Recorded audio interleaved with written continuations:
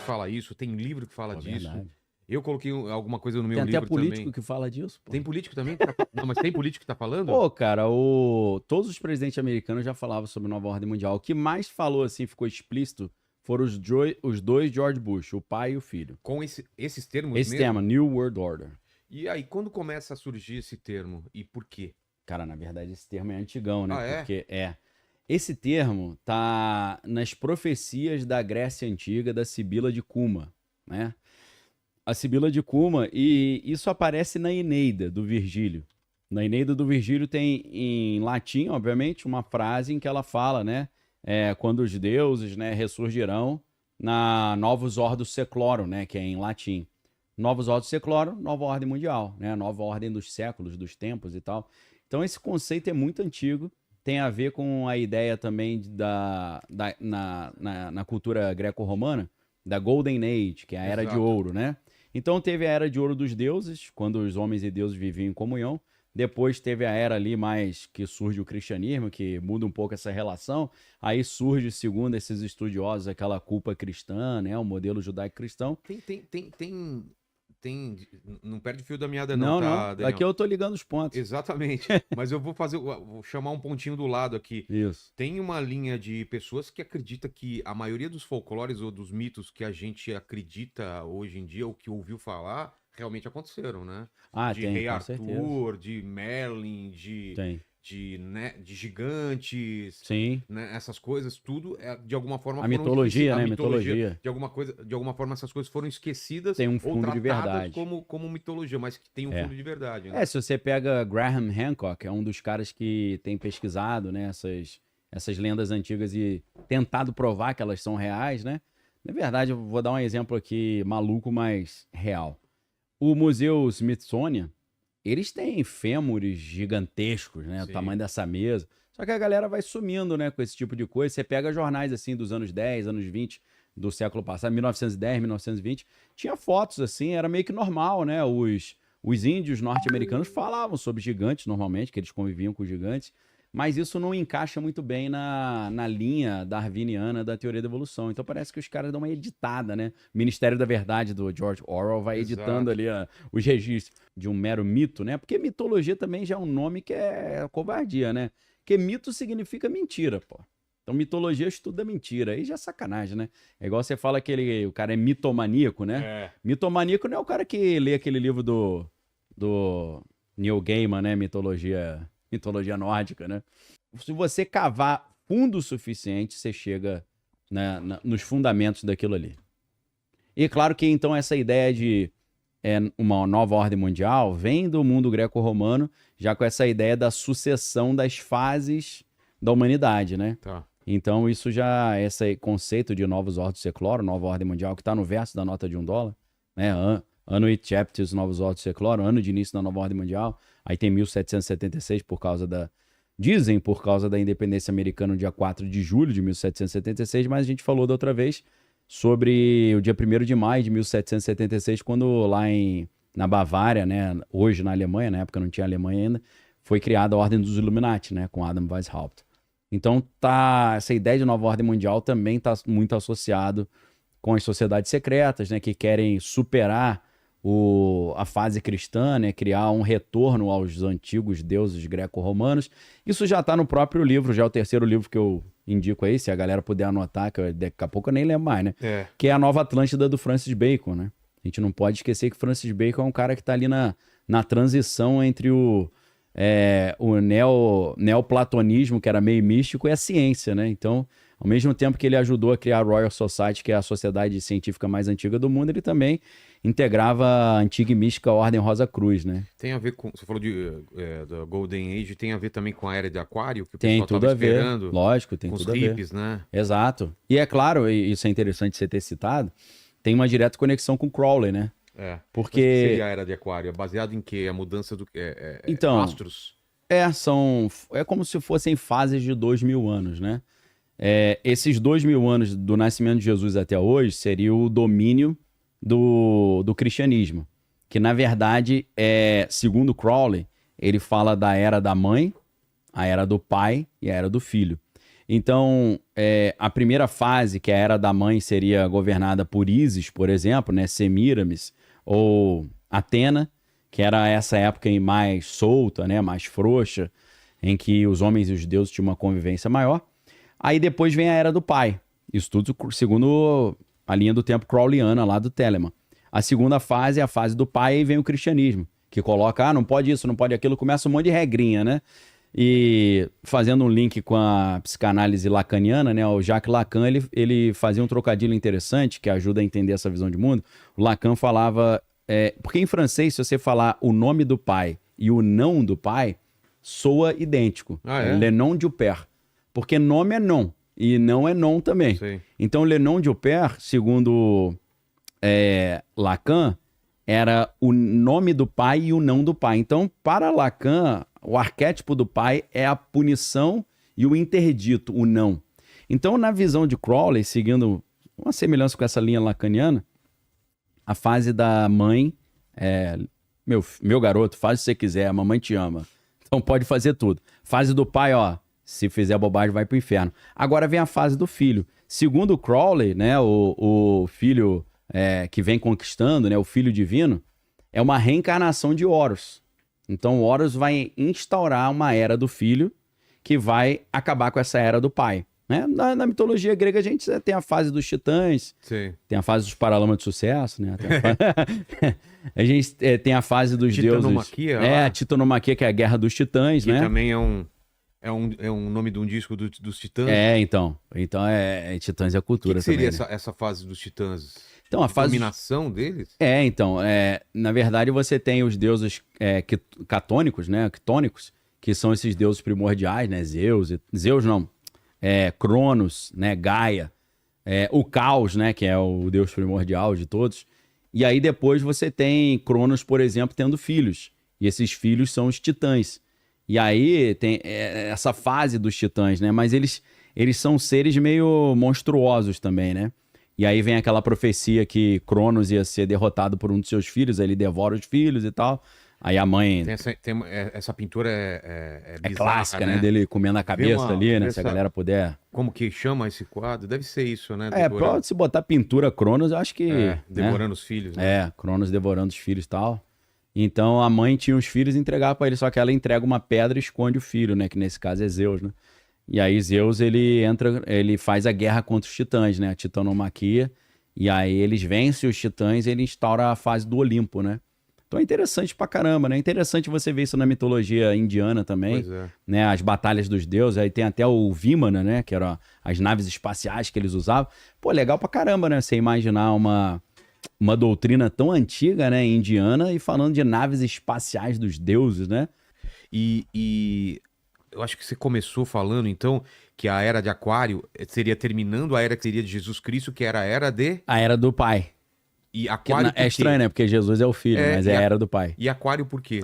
Aquário é porque era a Era de peixes. Ah, peixe relacionado a Jesus. Isso. Aí a galera até acha que Jesus, o símbolo do cristianismo era um peixe por causa disso. E não era? Não era, porque, na verdade, o peixe, em grego, o peixe é ixos.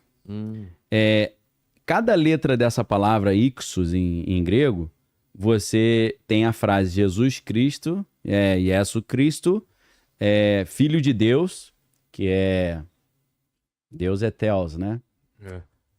Eu tô tentando lembrar como é que é em grego, né? É teknon, acho que é teknon teu, Kyrios. Jesus Cristo, Filho de Deus, Salvador. Tá. Então era o peixe era um código que os cristãos usavam, tipo as sociedades secretas, né? Sinais e toques e tal, para eles se comunicarem e não serem perseguidos ali ou assassinados pelo Império Romano. E tinha aquela história também que já contaram aqui que, por causa dessa perseguição, quando tinham dois cristãos, eles desenhavam, um desenhava uma parte do peixe no chão. O outro concluía, né? Depois apagava. E depois apagava. Por isso que era na areia, né? Na areia é mais fácil de apagar, né? Total. Então... Lines in the sand. E a Era de Aquário seria... A Era de Aquário é essa... Do anticristo? Então, aí tem, em vez de ser a titanomaquia, né? Que é a Guerra dos Titãs, tem a Guerra dos Filhos. Os dois filhos divinos, Jesus e Horus. E aí vão brigar pra ver quem que vai... Então é a Era do Pai. Era do... Isso segundo Crowley, né? Claro, não. Sempre... Peixes é o pai. A dominância. E aí é então, o cristianismo. Que aí tem uma figura... Porque Jesus é o filho, mas ele fala do pai toda hora, então claro. ele preferiu classificar como pai.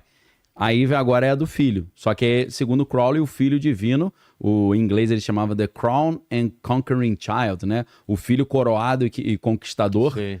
vai chegar para restaurar a Golden Age, né? Antiga dos deuses pagãos e acabar com esse negócio de cristianismo. Exato. A ideia é essa. A ideia do misticismo. Exato. Quando começaria ou já começou a Era de Aquário? A Era de Aquário, cara. Viajei pra então, gente. confere aí, porque depende. Segundo a Alice Bailey, né, que é discípula lá da Helena Blavatsky, elas falavam já para 2025, né? Mas depende um pouco. Em outros calendários assim ocultistas, o ano de 1998 ele já é o ano da transição. Tá. Não que começa, mas está aberto. Por exemplo, nesse período é como se fosse... Você não sabe exatamente quando a mulher vai ficar grávida, mas quando a mulher está no período fértil, ela está preparada para ficar grávida, né? Então, geralmente, 1998 abre isso. Por que abre isso? Porque... O que você achou aí? As previsões apontam para 2150. Não, tudo Era isso. de Aquário? Isso. Bota a segunda nova era. Tá. Segundo a nova era ou segunda teosofia. Porque aí vão ter interpretações diferentes, né? Isso é interessante porque do ano 0 ao ano 666 teria sido o primeiro ciclo de implementação dessa chegada de Horus. Então, um plano, né, astral. 0 a 666. Aí, de 666 até 1332, que é 666 vezes 2, tem o estabelecimento do catolicismo romano, as inquisições e tal, aquelas confusões todas. E aí, de 1332 até 1998, que é 666 vezes 3, teria sido concluído o terceiro ciclo de preparação para esse retorno de Horus. Tá. É engraçado que são 3 ciclos de 66 anos, Nossa. né? Você já vê que até uma escatologia meio ocultista. E aí, o que é curioso é que a galera acha que o nosso sistema solar tá parado, né? A Via Láctea. Mas ela fica se mexendo também no espaço, né? Então existe um negócio chamado plano galáctico, que é como se fosse um plano horizontal, e de tempos em tempos a Via Láctea passa por esse plano galáctico. E geralmente são épocas de grandes instabilidades, terremotos e tal, cataclismas. E isso, a gente começou a entrar nesse plano galáctico em 1998 também. O Renascimento, na verdade, é uma grande guerra de propaganda. Por quê? Porque a gente já falou isso aqui várias vezes. Sociedade medieval, Idade Média, você tinha sociedade estamental. Era tudo fixo, né? Não tinha mobilidade social porque os povos, as classes menos favorecidas não tinha meio de ação para crescer. Só que aí começa a surgir uma classe nova, que são os comerciantes, os burgueses. Então os burgueses, eles tinham... Mercadores. Os mercadores do mercantilismo. Exato. Eles tinham capital econômico, mas não tinham capital cultural, simbólico. Então a burguesia... A tradição não respeitava eles não conseguiam estabelecer a sua cultura própria. Entendi. Eles tinham dinheiro, mas eles tinham que viver num mundo construído e com base na cultura da nobreza e do clero. Sei. Então, o que acontecia? Eles tiveram a ideia, muito interessante, de fazer uma guerra de propaganda, uma guerra cultural. E essa guerra cultural envolvia os meios de comunicação da época, né? Porque a gente está falando ali... Não tinha a prensa de Gutenberg ainda, né? No início do Renascimento. Então, o que era mais assim de... Os outdoors da época? Eram os vitrais das igrejas, né? Entendeu? É mesmo, né? Pô. Onde o pessoal ia lá pra ficar admirando e ter contato com o belo, né? Eram Com as o grandes divino. pinturas e esculturas que estavam na rua lá. Você chega em Roma lá, você vê isso até hoje, né? Aquilo ali é uma pregação, né? É uma pedagogia Uma propaganda, visual, uma propaganda. Então o outdoor da época era isso. Na verdade, Eu tinha pensado por esse lado. Pô, é legal pra caramba. Você chega na Catedral de Notre Dame, né? Se eu não tô enganado, você entra pelo lado direito, vai até o final, circula e sai do lado esquerdo. Nesse percurso, nos vitrais e nas pinturas, você tem toda a história da Bíblia. Então o cara faz esse percurso, é como se ele estivesse sendo doutrinado no cristianismo. Olha lá, os vitrais e tal, né? E os gárgulas, né? Do lado de fora. Os gárgulas demônios, também. né? Umas coisas Aquilo bem era pesado, sinistro, né? Já vem... Aí você lembra Por quê? Quem constrói as igrejas é a maçonaria, né? Sim. Que a ideia da carranca também aqui Da no carranca, Brasil. pra afugentar os maus espíritos. Até parece que o demônio tem medo de demônio. Pois é, Mas, pô, você tá feio, você é mais feio ainda, pô. Não? Então, cara, isso foi muito interessante porque a minha... E eles bancavam esses vitrais, Então, essa arte, cara, ou não? isso que é interessante. O mesmo pintor, por exemplo, um Rafael, Sei. o Rafael ele recebia 3 encomendas diferentes. Uma encomenda da igreja para pintar os personagens da Bíblia, uma encomenda do nobre da família Medici para pintar o Lorenzo de Medici, junto com Jesus, tipo, eu sou amigão de Jesus, hein? E eu recebi uma encomenda da burguesia para pintar Vênus. Porque os caras pensaram, cara, que outra cultura a gente vai fazer a propaganda contra a nobreza e o clero? Se o que domina é o cristianismo, a gente vai fazer propaganda de um retorno dos deuses da Grécia. Entendi. Para confrontar com o cristianismo. Então, e falar que isso é o belo. é isso que A é o arte se e que é o desvirtuou e não só a estética, é porque a estética e a moral andam muito juntas, né? Por exemplo, tem um livro muito interessante que é Império do Grotesco, se eu não estou enganado, foi o meu professor Muniz Sodré lá na Escola de Comunicação da Federal do Rio de Janeiro. Ele vai mostrar como é que o feio e o bonito criam um padrão. E esse padrão vem junto com um padrão de comportamento também. O padrão de beleza anda junto com o padrão comportamental, né?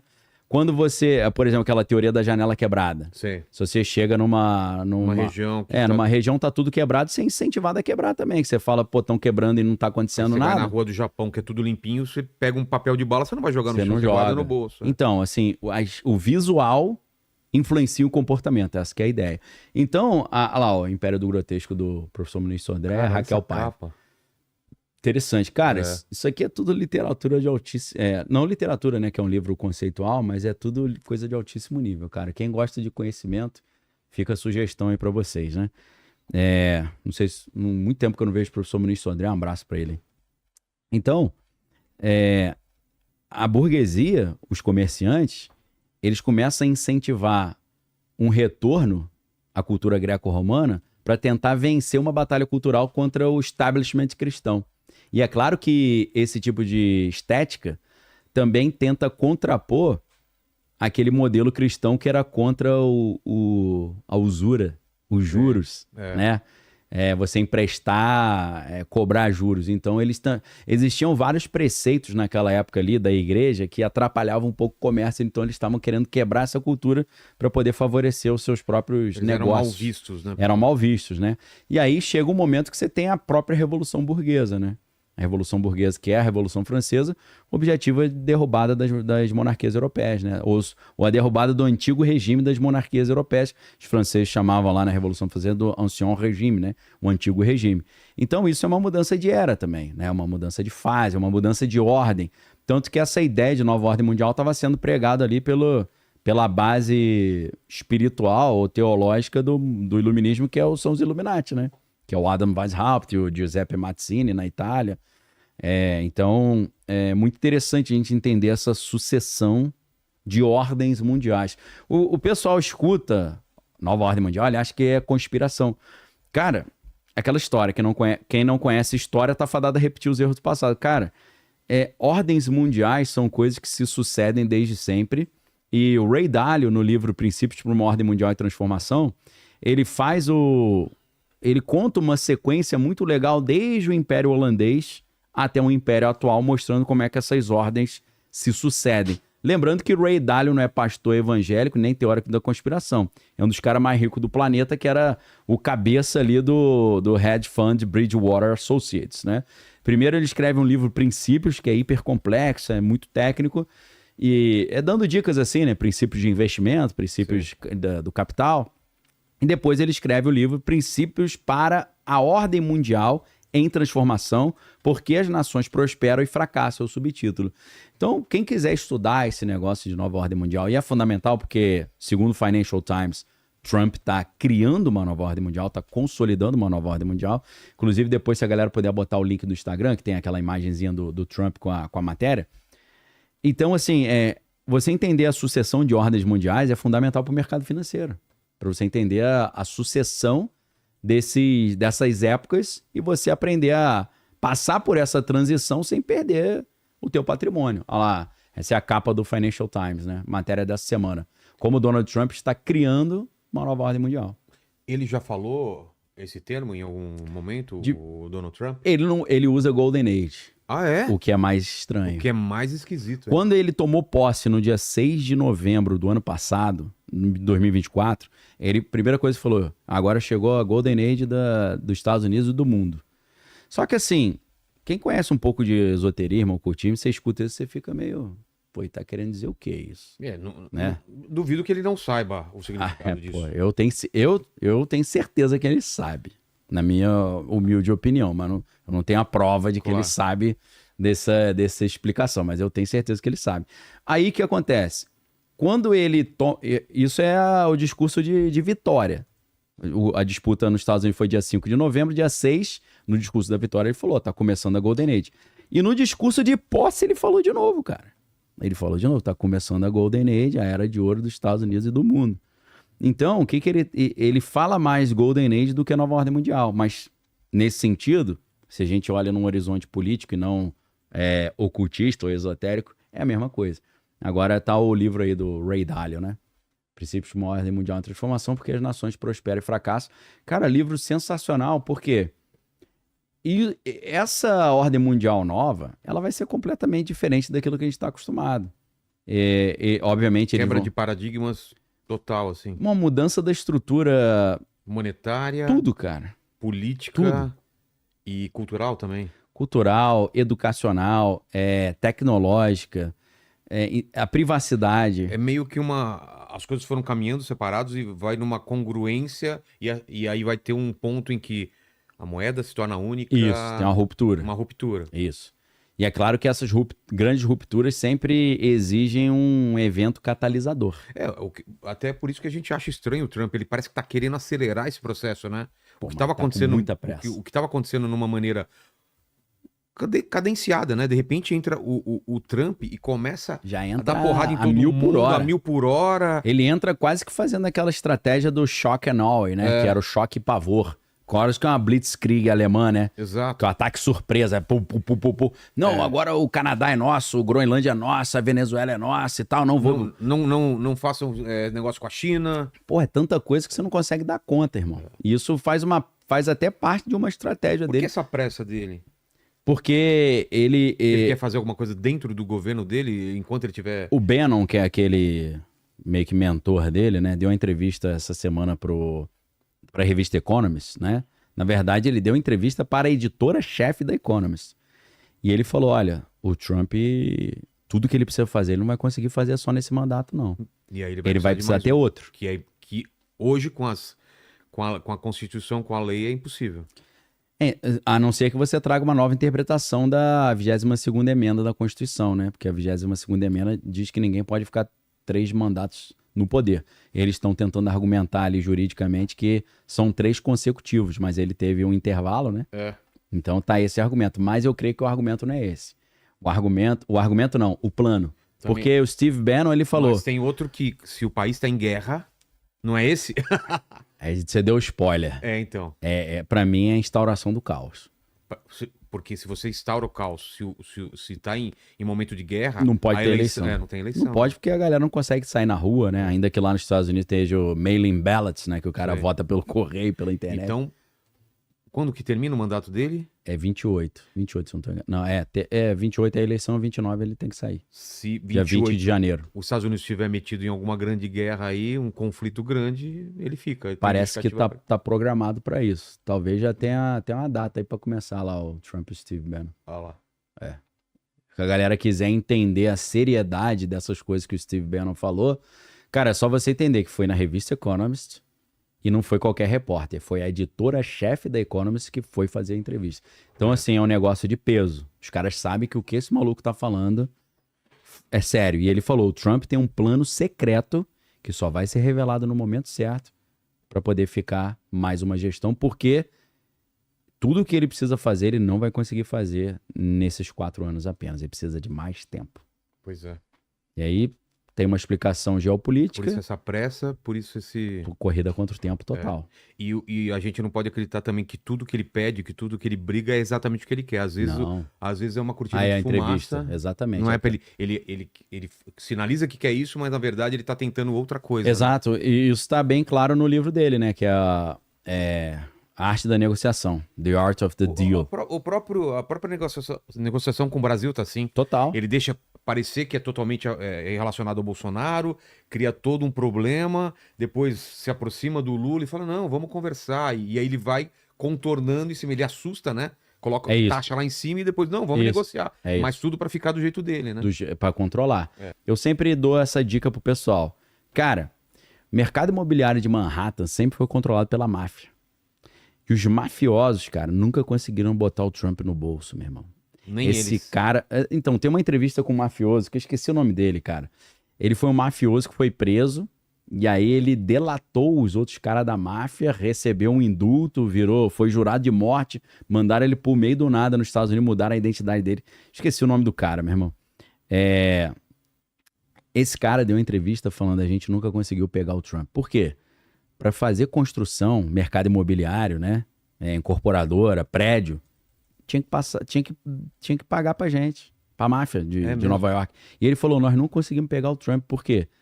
O cara falou, vamos lá no prédio dele, vamos arrochar ele na sala dele. O cara falou, meu irmão, os segurança dele são tudo ex-agente do FBI. Se a gente chegar lá, a gente vai sair preso, os caras vão enquadrar a gente. Então esse cara, né, a gente não pode esquecer que ele foi mentorado pelo Roy Cohn.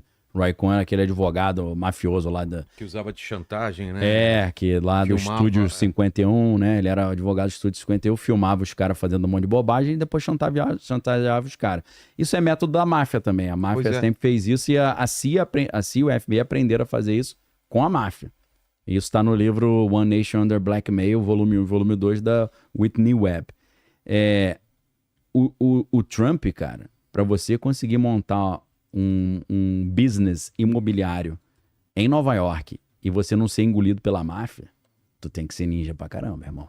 Então esse cara não é bobo, não. O cara é ninja, né? Claro que não existe bilionário bobo. Não. Mas ele é muito menos bobo do que ele aparenta ser, com as coisas que ele fala e tal. Na verdade, eu tava fazendo uma comparação entre o livro do Trump, A Arte da Negociação, com as 48 Leis do Poder do Robert Greene.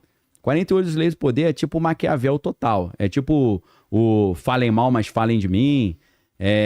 Nunca queira aparecer mais que o seu chefe, né? Nunca queira ter mais destaque que ele. Use a polêmica para poder se promover. É um troço meio... Eu não gosto, não. Acho que é um jogo baixo nível, assim. Né? Forçação de barra. Mas o arte da negociação do Trump é isso, cara. É nessa estratégia, né? E é claro que hoje... Você estudar geopolítica hoje, ou fazer uma análise geopolítica hoje, sem levar em consideração esses critérios dele, você não vai conseguir ter a leitura certa.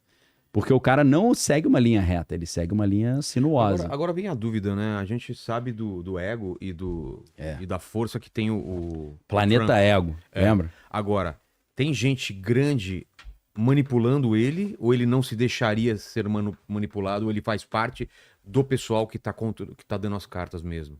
Porque sempre parece que tem alguém atrás, alguém maior, né? E eu acho que tem alguém maior que ele, né? As Big Techs são maiores que ele. Cara, é uma excelente pergunta. Porque ele tem o poder na mão, né? Ele tem a caneta mais ele tá muito desejada poderoso do mundo, né? Ele tá poderoso demais. Porque você tá vendo até as Big Techs estão se curvando a ele. Cara, eu vou levantar hipóteses para sim e hipóteses para não, né? Existe a hipótese de que, em tese, eu acho que ele responderia só o Klaus Schwab. O ex, né, Porque o substituto do Klaus Schwab no Fórum Econômico Mundial, que é o Larry Fink da BlackRock, eu acho que tá no mesmo patamar que ele ou abaixo. De poder? No nível dos bastidores do poder global. Essa é uma teoria. Outra teoria diz que o Trump tem certas capivaras no relacionamento dele com Epstein, Jeffrey Epstein. Isso aí, mais uma vez, eu indico os 2 livros, não tem em português, infelizmente.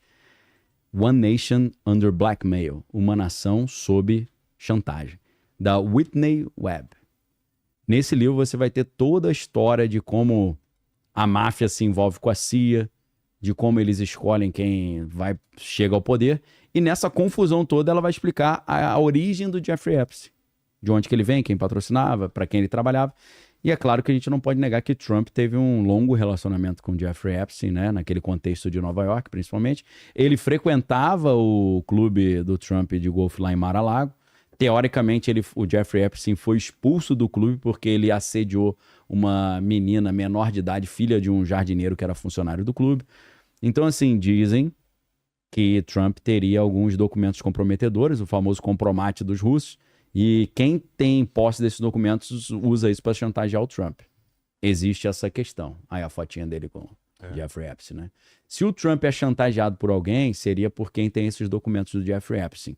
E nesse caso, obviamente, esses documentos do Jeffrey Epstein estariam com algumas agências de inteligência, principalmente, não só a britânica, mas israelense também.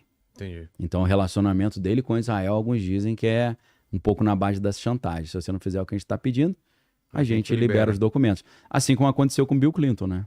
Bill Clinton com a Monica Lewinsky, né? O que aconteceu com a Monica Lewinsky? A Monica Lewinsky estava diretamente associada com uma polêmica de um espião que ele estava espionando para Israel, que era o... esqueci o nome. Se a galera depois quiser colocar aí... No chat? Cara, como é que é o nome do maluco? Na época do Ehud Barak. Esse é Pollard, o nome do cara. Acho que é Jackson Pollard ou John Pollard, um negócio assim. O sobrenome dele é Pollard. Eles estavam querendo que esse cara fosse liberado. Os americanos prenderam o cara como um espião.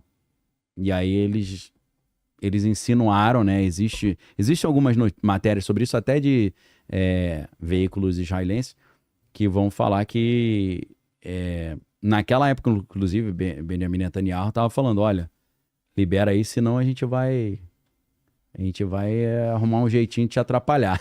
Pois é. E aí existe toda uma teoria que Monica Lewinsky foi colocada lá para quebrar as pernas do Bill Clinton porque ele não estava obedecendo. Então, inclusive, existe uma teoria. A Melania Trump processou o cara que falou isso. Por quê? O cara falou que quem apresentou a Melania Trump pro Donald Trump foi o Jeffrey Epstein. Ela processou. Processou por causa disso. Dizendo que é mentira, né? Aí a Monica Lewinsky famoso vestido que ela guardou durante muito tempo. Né? Então. Parece. E de vez em quando ela aparece aí, né? Ela ainda dá uns pitacos aí. Então, se você quiser, Vilela, a gente pode mostrar como é que o Ray Dalio explica a sucessão das ordens mundiais. Vamos lá. Depois a gente explica como é que o Trump tá bom. Acelerando esse processo. Cara, o Ray Dalio, ele começa lá com o Império Holandês, cara. Porque geralmente a gente pensa assim, Espanha e Portugal, né, dominaram o mundo, depois a França, sei lá, a Inglaterra, mas a Holanda, cara, teve ali entre os anos 1600 e 1700, inclusive eles eram chamados de os carreteiros do mar, né, os comerciantes do mar, e a Holanda foi o primeiro império moderno a dominar o comércio global. Explicitamente, né? Os caras conseguiram através da marinha, né, e da navegação. Então, os holandeses criaram praticamente o mercado financeiro internacional. É uma invenção deles isso, né? Com o Banco de Amsterdã e a própria bolsa holandesa. E aí a moeda deles, que é o florim, naquela época se tornou reserva de valor global, né? A principal reserva mundial, todo mundo usava o florim. E por que o Império Holandês caiu? Caiu porque se envolveu em guerras muito caras, tomou um prejuízo terrível, se endividou, né? E depois teve perda de competitividade para quem? Exatamente para os britânicos. Que aí, se a gente separa em períodos de 100 anos, né? Dos anos 1600 a 1700, Holanda. 1700 a 1900, né? Durou mais tempo, 200 anos, Império Britânico, né? O Império Britânico sobe quando a Inglaterra consegue vencer as guerras navais e vencer também o desenvolvimento industrial com a famosa Revolução Industrial, né? E aí o Império Britânico que cria o padrão ouro e o sistema financeiro de Londres, né? Aí depois tem a City of London, né? E Londres até hoje é uma parte importante do capital financeiro global. A libra esterlina se torna a reserva de valor global, vira moeda padrão. E o declínio veio quando? Depois das duas guerras mundiais, né? A Inglaterra acabou sendo, mesmo não estando no continente, o europeu estando um pouquinho afastado na condição de ilha, né?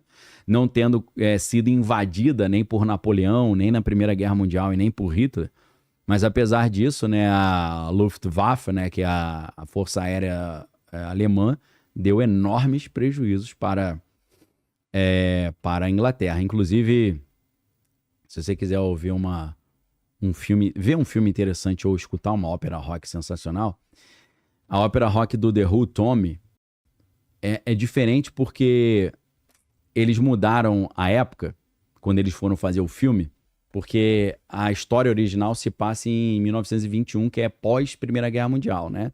Só que aí, meus amigos, hoje os Estados Unidos também está numa situação complicada, né? Sociedade dividida, dívida, 37 trilhões de dólares, não vai pagar essa dívida, né? Isso aí é história. E ascensão da China como rival, né? Então, a galera já está pensando, será que a próxima ordem mundial vai ser governada pela China? Os Estados Unidos estão determinados a não permitir isso, e é aí que surge o choque das potências. A potência ascendente com a potência decadente. Uma querendo chegar ao topo e uma não querendo sair do topo. Aí é nessa época que tem as grandes guerras, as grandes brigas. E por isso que a gente vê o contexto dessa ordem mundial aí se transformando, né? Porque Ray Dalio diz que a China hoje está no estado de ascensão que os Estados Unidos estavam no início do século XX, início dos anos 1900. A China tem um crescimento econômico forte, educação totalmente técnica, né? Poder militar ali cada vez maior em expansão. Moeda ainda não substituiu o dólar, né? Mas está ganhando influência, principalmente agora com os BRICS. E pode se tornar esse novo centro dessa ordem mundial, se evitar os erros internos, muitos ali que eles estão cometendo. Então, as ordens mundiais, elas sempre seguem um ciclo, né? Ascensão, auge, declínio e depois a transição. Tá. E a gente parece que está numa época de transição agora, e o Trump está, como você falou, acelerando a 1000 por hora a transição e mudando a ordem mundial. Essa é a tese do Financial Times naquela matéria. Dizem que é porque os Estados Unidos está agonizando, né? Então são aqueles últimos gritos de alguém que está agonizando. Exato. E outras pessoas analisam que não, que os Estados Unidos está longe de perder esse domínio, né? Sim. Até no mercado financeiro tem a expressão que é dead cat bounce, né? Que é o pulo do gato morto, né? Que às vezes o gato já morreu, mas ele dá só um pulinho. Então, alguns dizem isso, né? Que os Estados Unidos está dando os pulinhos deles ali para tentar dar o último suspiro. Só que aí o que acontece? É interessante a gente lembrar que até a época da Guerra Fria, o mundo era bipolar, né? Tinha o Ocidente e o Oriente, Estados Unidos e a OTAN, e a União Soviética, né? E tinha um Pacto de Varsóvia também, que era o grupo da aliança dos países lá soviéticos, né? Esse período, só que aí o que acontece? Em 91, acaba a União Soviética e cai o Muro de Berlim, né? Tudo no 89, 90, 91. E aí o que acontece? Os Estados Unidos saem como potência isolada. Aí a gente vê um mundo unipolar, né? E esse período ficou conhecido como o período da Pax Americana, fazendo uma referência à Pax Romana, né? Então os Estados Unidos trouxeram uma paz ali, uma paz sob o domínio americano. Inclusive o professor Francis Fukuyama, né? Se eu não estou enganado, de Harvard, quando acaba a União Soviética, ele escreveu um livro que escandalizou todo mundo, que ele falou é o fim da história. Porque a história era toda a briga dos Estados Unidos com a União Soviética, não tem mais assim, aí que não acontece mais nada, né? Tipo uma monotonia. Só que aí o Samuel Huntington, né, que é outro professor, ele escreveu logo depois o livro Choque de Civilizações, dizendo que agora a briga seria não o comunismo contra o capitalismo, mas o Ocidente contra o Oriente em termos de modelo, né, de mundo, modelo de vida. Olha o Fukuyama aí, o Francis Fukuyama. Então o que acontece, né? Os Estados Unidos estão lá dominando o comércio global, espalhando base militar pelo mundo todo, influenciando a cultura mundial, principalmente pelo seu maior instrumento de propaganda, que é Hollywood, né? Cultura americana.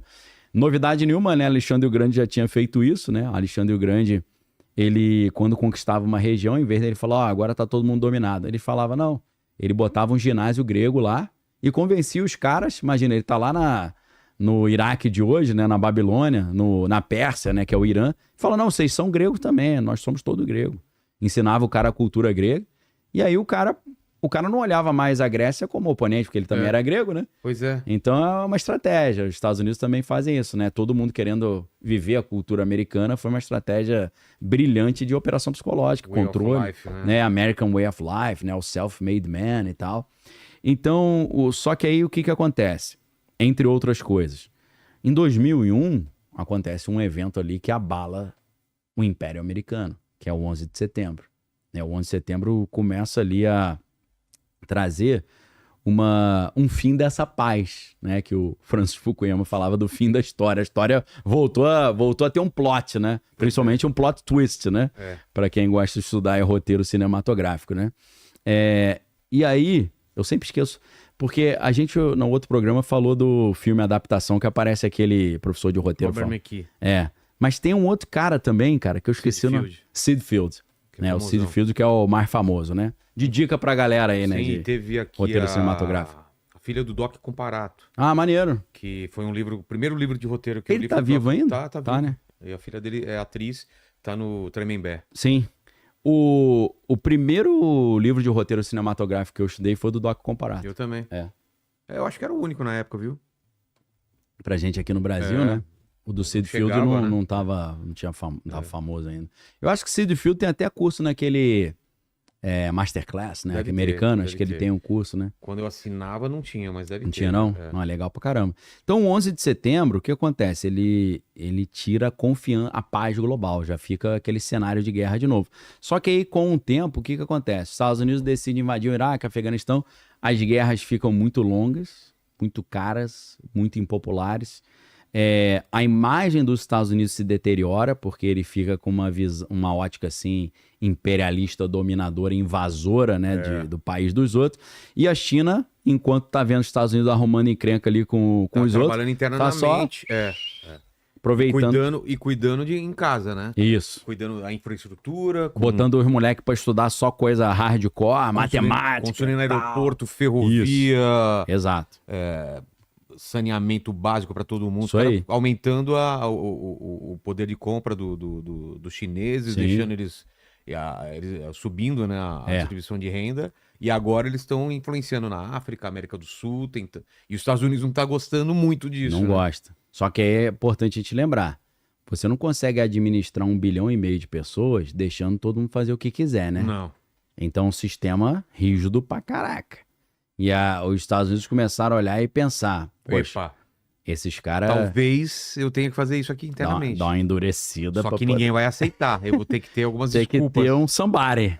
Tem que ter uma estratégia de persuasão para eu convencer o cara que ele não vai ter nada, mas vai ser feliz. Como teve depois do 11 de setembro, Depois do 11 de setembro, ó, que a gente vai deixar... Como que o pessoal vai se deixar ser vigiado mais?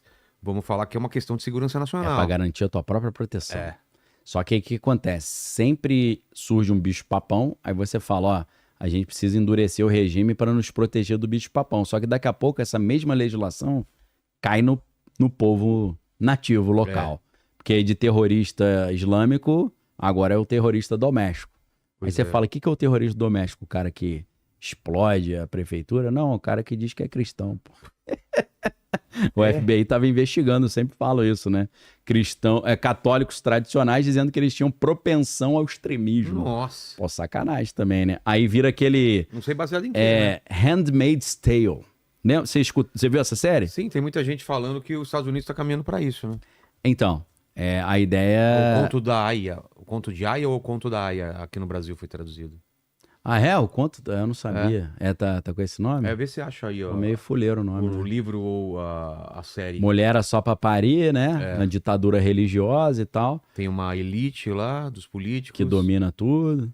Então, esse é um argumento favorável a essa ideia. De que os grupos cristãos mais tradicionais são tirânicos.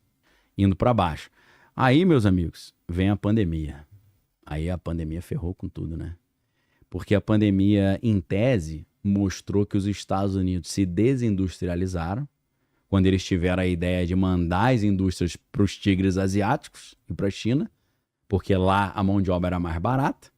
Esse negócio do Made in China, lembra quando... Lembro, tudo. A gente lembra quando isso começou, né? Começou uma modinha de tudo Made in China. Era Made in Japan, depois Made in China. Made in China. O que acontece? Os Estados Unidos não tinham mais indústria, produção. A produção foi terceirizada para o outro lado do mundo e muitos países que não tinham a mesma visão de economia e de ideologia. Então, com a crise sanitária, o cara fala, meu irmão, como é que eu vou trazer as paradas que estão lá do outro lado do mundo agora? Tô ferrado. Aí vira esse negócio de reshoring. Shore é a costa, né? Reshoring é trazer de volta as indústrias para a nossa costa.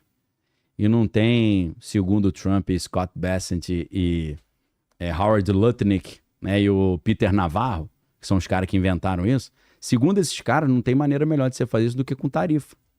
Porque você chega para todas as indústrias do mundo e fala, se você produzir aqui dentro dos Estados Unidos, se você transferir a sua produção para cá e gerar emprego aqui, e produzir aqui, você não vai pagar nada de imposto. Se você não fizer isso, eu vou te meter um monte de imposto na tua cabeça. Então a ideia das tarifas, em tese, é o reshoring. Junto com o reshoring tem o friendshoring, que é botar a indústria, se não for aqui dentro, em um país que é amigo, e o nearshoring, que é botar num lugar perto. Então, ou é trazer de volta para dentro, ou ser perto e com um amigo. Entendi. Entendeu? Então, os Estados Unidos estão procurando os amigos de volta no quintal deles, que é a América Latina, não é não? É. Então, aí vem o negócio da doutrina Monroe 2.0. Lembra da doutrina Monroe? América para os americanos, lá de 1836. Pois esse papo agora. Agora é isso. Não, antigamente, no início, era Europa, você não vai influenciar as Américas. Quem influencia as Américas sou eu, o americano. Só que agora não é só contra a Europa, é contra a China, a Rússia, o Irã, né, o Oriente. Então, o Donald Trump voltou com essa história. Então, a doutrina Monroe 2.0, o reshoring, friendshoring, tudo isso já é a mudança para uma ordem mundial nova. Tá. Não tem nada a ver com aquele ocultismo misticismo que a gente falou no início. Uma questão geopolítica Coisa pragmática. clássica, pragmática. Então, o que acontece?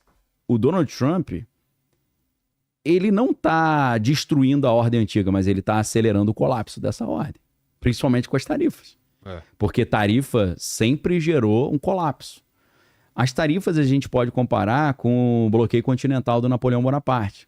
Napoleão Bonaparte tentou invadir a Inglaterra de todas as formas, mas a Marinha Britânica era a melhor do mundo. Então ele falou, já que eu não consigo te invadir, eu vou desligar você do SWIFT. Ninguém vai poder comercializar com você. Só que aí o que acontece? Portugal e Espanha falam, não, eu vou continuar. Aí Napoleão invade Portugal e Espanha, a família portuguesa fala, valeu pessoal, boa sorte aí com o Napoleão, hein? Fui. Aí vem pra cá, né?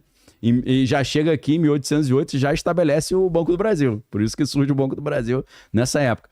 Então, depois a gente vai ver que o bloqueio continental, ou seja, essas tarifas como se fosse uma tarifa, né, que Napoleão inventou, arrebentou com a França também, destruiu o Império Napoleônico, né? Atrapalhou mais do que ajudou. Então, assim, tarifas é um instrumento de caos global. E parece que o Trump está vendo o caos global como positivo, porque parece que realmente ele quer acelerar o colapso da ordem mundial até então, né? Por quê? Ele não quer saber de multilateralismo, ele está rompendo alianças antigas, ele meteu um monte de tarifa em cima da Europa, que são os aliados, e ele parece que propositalmente fazendo essa ordem mundial ruir por dentro. Parece que tem um interesse nisso, né? E aí o que é interessante é que alguns analistas estão dizendo que Trump está fazendo um Kissinger reverso. Por que Kissinger reverso? Nos anos 70, o Henry Kissinger ele montou uma estratégia para tentar quebrar a União Soviética. O que ele fez? Se aproximou da China. Ele sugeriu que os Estados Unidos se aproximassem da China para isolar a União Soviética. Então, o Trump está tentando fazer o oposto, segundo alguns analistas. Em vez de se aproximar da China para quebrar a Rússia, ele está se aproximando da Rússia para tentar quebrar a China. Tá. Entendeu? É o Kissinger elevado a -1, né? Mas China e Rússia fizeram tem uma certa amizade. Uma certa amizade, um amor eterno lá, como que foi? Que eles falaram lá, aquele encontro que teve, uma amizade...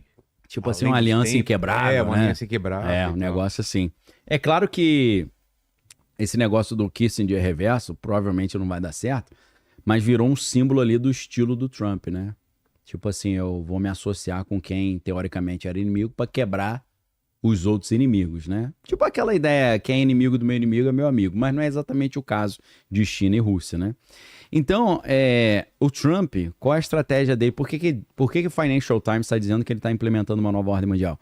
Ele não quer mais liderar esse mundo livre. Ele não quer mais ser o xerife do planeta Terra. Ele está falando, meu irmão, se vira. A única coisa que eu quero é o seguinte, bota a tua indústria aqui dentro, senão eu vou meter sanções em você. Os caras, mas a gente é aliado, cara.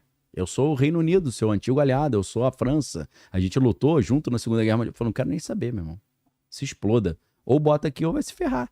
Aí você fala, cara, isso não é a ordem mundial que começou depois da Segunda Guerra Mundial.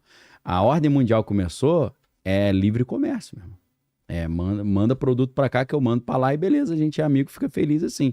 Então, Trump tá implementando essa nova ordem mundial com o conceito de America First, acabando com a Pax Americana, que é tipo, eu garanto a paz no mundo, impondo tarifa, como eu falei, em cima dos aliados, arrumando encrenca com a OTAN, chegou pra OTAN e falou, não vou parar de mandar dinheiro pra vocês se viram aí, isso aqui não tá me dando benefício nenhum.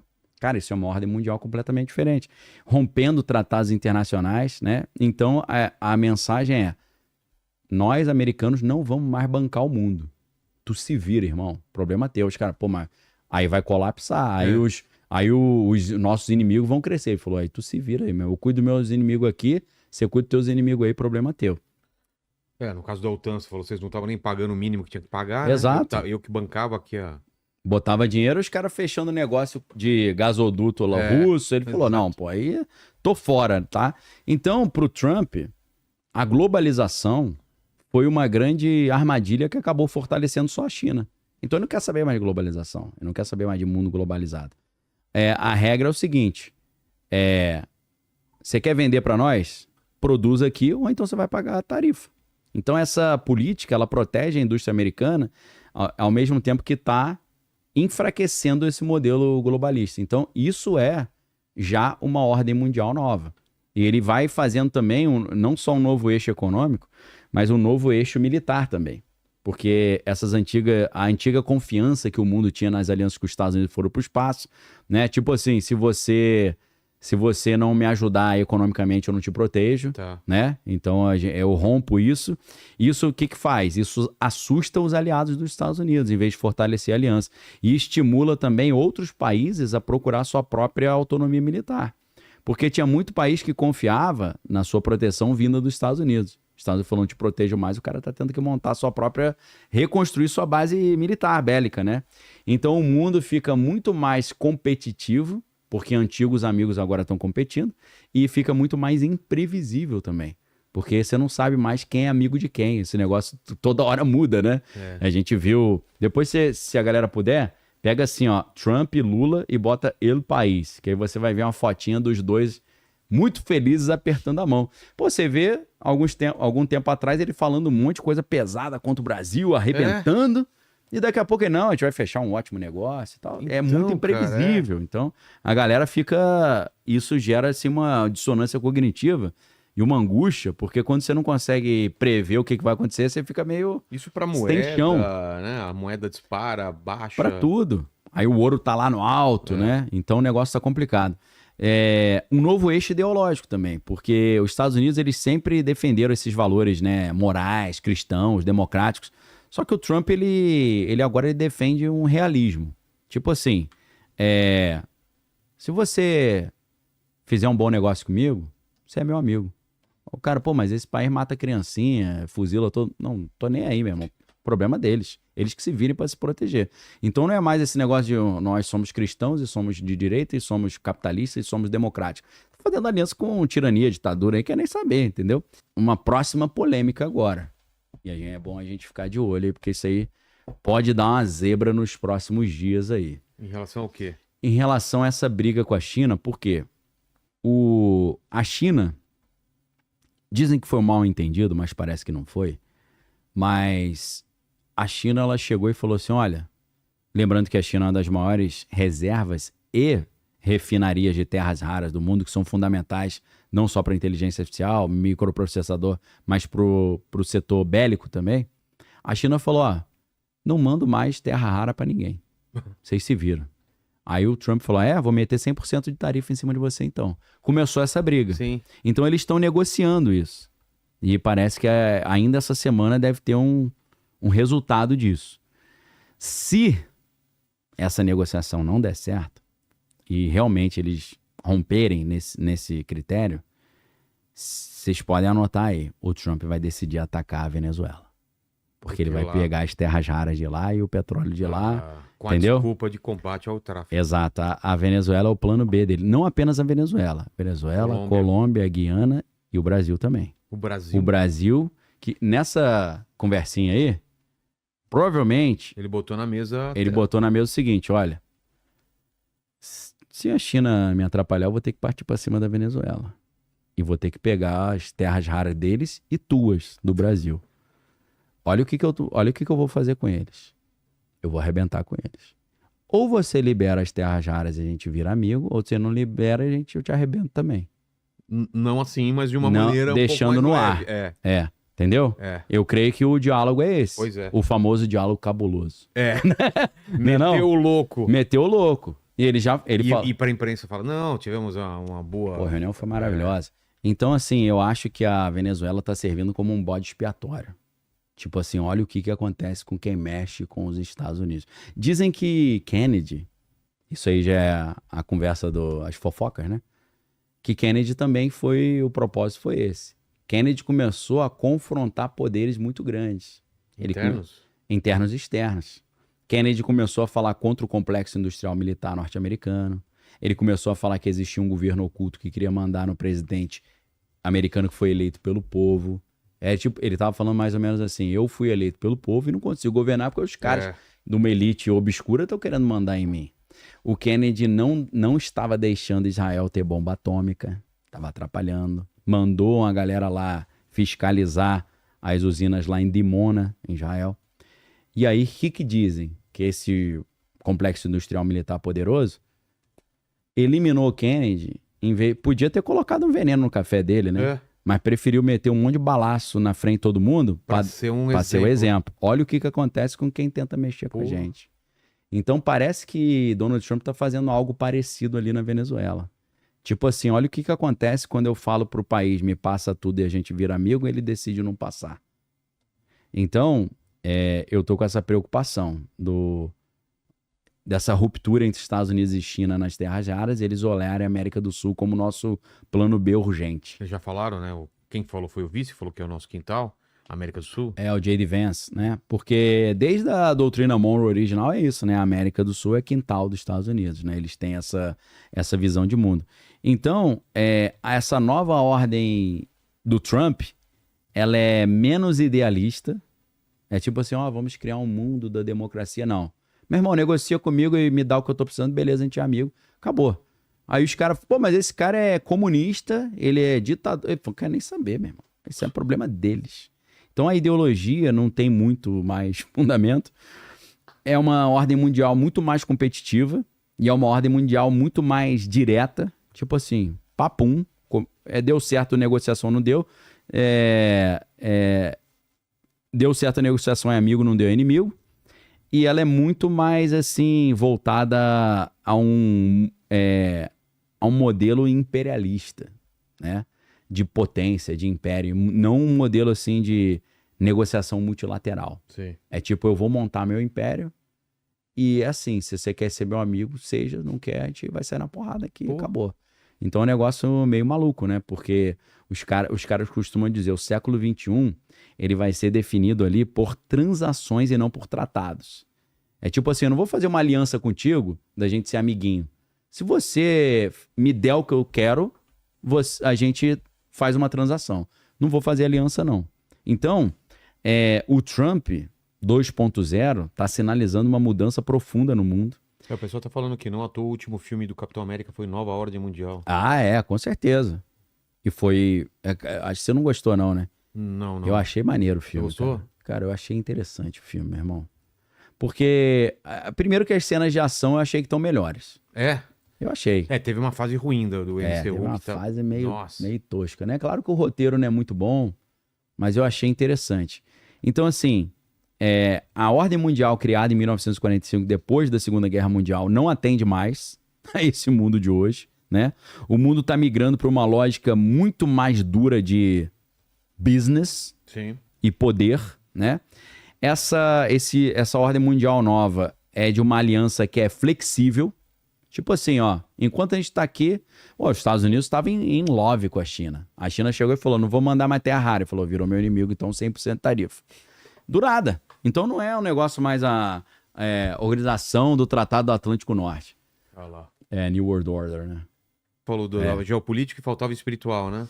Na verdade, eu tinha falado que a galera precisava abrir o olho para um problema que estava chegando. É. E é importante falar isso porque isso pode ser o catalisador para todas essas transformações que o Trump está propondo. Inclusive, eu gostaria de sugerir para a galera estudar o Projeto 2025.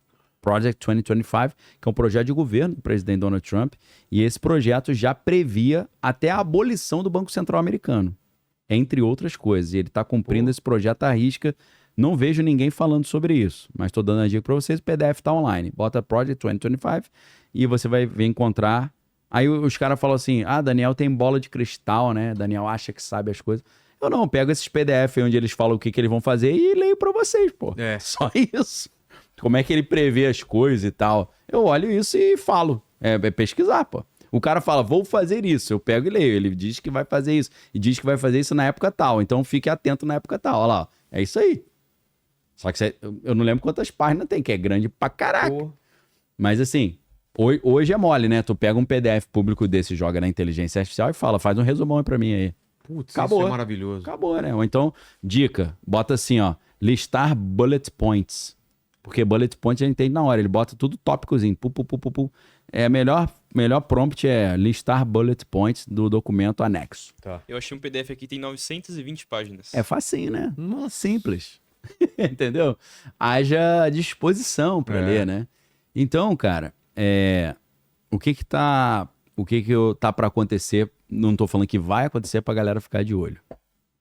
Lembra que a gente tava falando da crise de 2008, do subprime, tal? O que tá acontecendo hoje? Os juros americanos tá muito alto. Então, com juros americanos altos, ou qualquer juro, qualquer país que tenha juros muito altos, você tem um enxugamento da margem monetária. Você tem ali um travamento da economia. Por quê? Quando você tem juros altos, dificulta tu pegar dinheiro emprestado. O dinheiro fica caro, então o dinheiro sai de circulação. A economia dá uma enxugada, dá uma secada.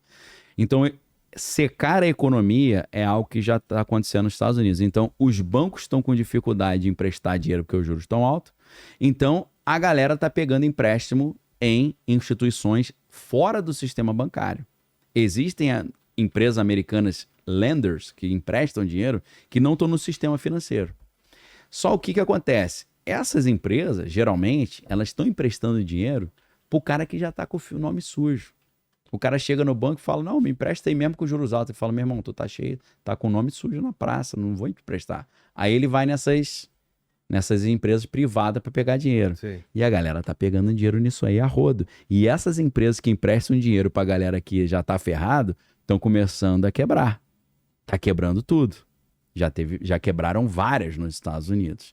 E os analistas estão falando, isso pode virar uma crise sistêmica. Porque existem bancos grandes que investem nessas empresas. E se essas empresas quebrarem, vão impactar também os bancos grandes que não estão diretamente relacionados a isso, mas indiretamente são impactados.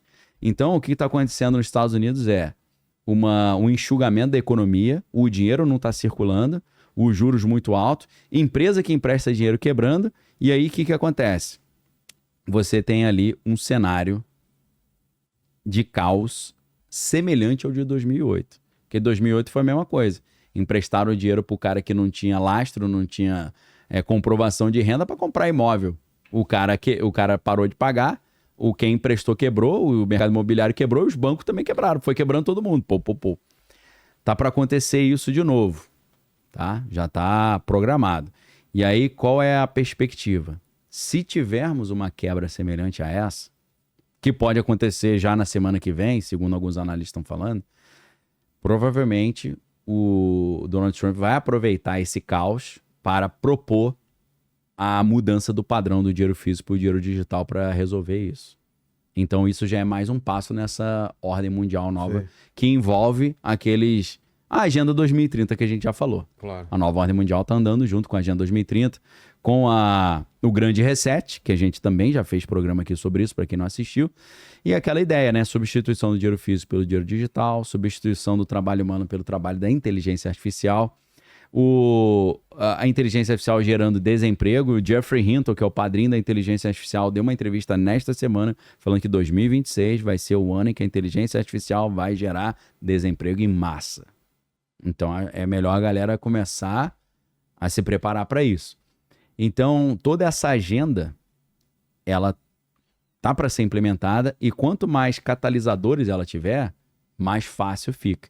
Então, eles estão doidos para ter mais um motivo também para imprimir trilhões, igual foi em 2008, igual foi em 2020 com a crise sanitária e igual pode acontecer nessa nova crise que está se desenhando aí. Pois é. E agora, como se proteger disso? Aí, meu irmão, tu procura um assessor de investimento, você estuda educação financeira. É a Move, né, que cuida do... Dica. Indico a Move, mas a dica que eu dou para vocês. Estuda o que Michael Burry fez para se proteger e para ganhar dinheiro na crise de 2008 e adapta isso para o que está acontecendo hoje. Você vai entender exatamente o que ele fez para se proteger e para ganhar dinheiro. Pensa nisso, conversa com o teu assessor de investimento, procura alguém, não faça nunca isso sozinho, né? Eu não sou assessor de investimento, não posso dar dica de investimento para ninguém, mas uma dica eu posso te dar. Meu irmão, abre o olho, porque isso pode gerar um catalisador para uma crise global, gerar desemprego em massa, igual aconteceu. Tá à porta aí, né? Tá ali. E aí, talvez isso seja o motivo pelo qual a galera tá fugindo do dólar e indo pro ouro, e por isso que o ouro tá tão caro. Talvez com certeza. seja porque eles já sabem disso. Pode ser um sinal. Um sinal também que o grande reset está vindo. O grande reset vai envolver o dólar talvez deixar de ser essa grande moeda invencível do planeta. Ou perder muito do valor. Perder. Mas eu creio que o dólar, ele aparentemente ele perde, mas depois ele volta com muita força. Eu creio que sim.